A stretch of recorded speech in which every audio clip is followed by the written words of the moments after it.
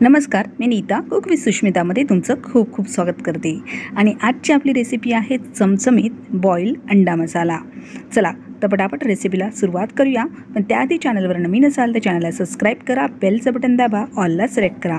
याने काय होणार, जेव्हा जेव्हा नवीन व्हिडिओज मी अपलोड करणार त्याचं नोटिफिकेशन तुम्हाला मिळणार आणि तुम्ही तो पाहू शकणार।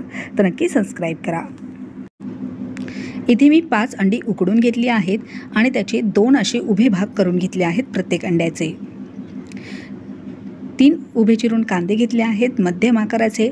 2 मध्यम आकाराची टोमॅटोची पेस्ट करून घेतली आहे। हिंग, 1 टीस्पून जिरं, आलं आणि लसूण क्रश करून, कढीपत्त्याची 4-5 पाने, थोडीशी कोथिंबीर आणि 1 हिरवी मिरची घेतली आहे। 1 टीस्पून हळद। मसाल्यांमध्ये घेतला आहे 1 टेबलस्पून गरम मसाला, 1 टेबलस्पून पावभाजी मसाला, 1 टेबलस्पून काश्मीरी लाल मिरची पावडर आणि 1 टेबलस्पून लाल मिरची पावडर। पॅनमध्ये 3 ते 4 टेबलस्पून तेल घ्यायचे आहे। तेल हे चांगलं गरम करून घेऊया। तेल हे चांगलं गरम झालं की टाकलं आहे जिरं। साहित्य आणि प्रमाण तुम्हाला व्हिडिओच्या शेवटी आणि डिस्क्रिप्शन बॉक्समध्ये मिळेल। कढीपत्त्याची पानं घातली आहेत। जिरं आणि कढीपत्त्याची पानं चांगली फुलली पाहिजेत। 1 हिरवी मिरची घातली आहे। मिरची तुमच्या तिखटानुसार तुम्ही कमी जास्त करू शकता। आता मी घातला आहे उभा कांदा। तो व्यवस्थित चांगला आधी परतून घेऊया। कांदा इथपर्यंत परतायचा आहे की त्याचा पूर्ण कच्चेपणा गेला पाहिजे आणि तो नरम झाला पाहिजे। कांदा लवकर भाजण्यासाठी थोडंसं आपण त्याच्यामध्ये मीठ घालूया। कांद्यामध्ये अशा प्रकारे मीठ घातल्याने कांदा लवकर भाजला जातो। सतत परतत राहायचं आहे। कांद्याचा कच्चेपणा गेला की आलं आणि लसूण जे क्रश करून ठेवले आहे ते घातलं आहे। आता 2 चिमूट हिंग घातला आहे। व्यवस्थित हे चांगलं कांद्यासोबत आपण परतून घेऊया। कांदा हा चांगला चॉकलेटी रंग येईपर्यंत आपल्याला परतून घ्यायचा आहे। गॅसचा वेळ मीडियम ठेवायचा आहे। कांद्याचा रंग बघू शकता तुम्ही कसा बदलला आहे। कांदा एकदम चॉकलेटी करून घ्यायचा आहे। त्याच्यानंतर मी टाकली आहे थोडीशी कोथिंबीर, टोमॅटोची पेस्ट आणि कोथिंबीर ही आपण व्यवस्थित मिक्स करून घेऊया। अर्धा मिनिटभर हेच व्यवस्थित सर्व परतून घ्यायचं आहे।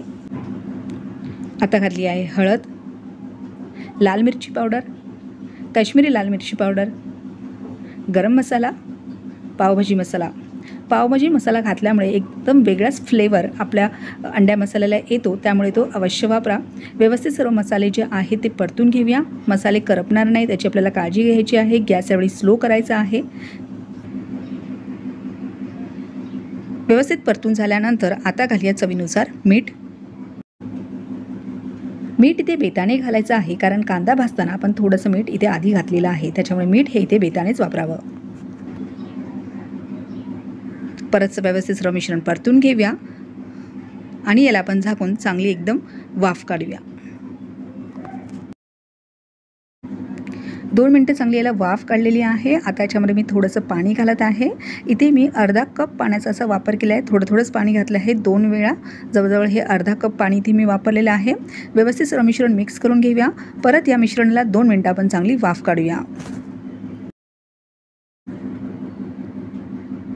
2 मिनिटानंतर तुम्ही बघू शकता की आपलं जे वाटण आहे की आपली जी ग्रेव्ही आहे ती मस्तपैकी एकदम तयार झालेली आहे। खमंग असा सुगंधसुद्धा यायला लागलेला आहे।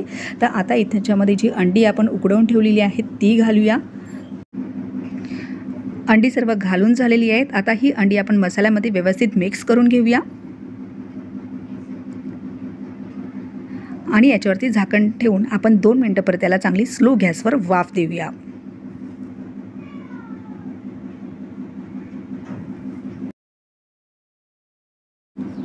सुगंध खूप छान सुटलेला आहे। तर चमचमीत असा आपला बॉईल एग मसाला, बॉईल अंडा मसाला तयार झालेला आहे।